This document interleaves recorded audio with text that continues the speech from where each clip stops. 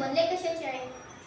दगड, खडू, गहू, कोळसा, साखर हे सर्व वेगवेगळे दिसतात. टीचर, पदार्थ कशापासून बनतात? अरे वा, छान प्रश्न. चला तर मग प्रयोगातून समजून घेऊया. हा एक खडू मी आता तुम्हाला घड्यावर लिहून दाखवतो.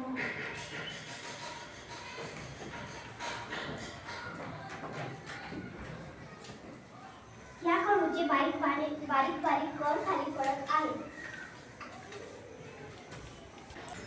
मी कोळसा कुटून दाखवतो.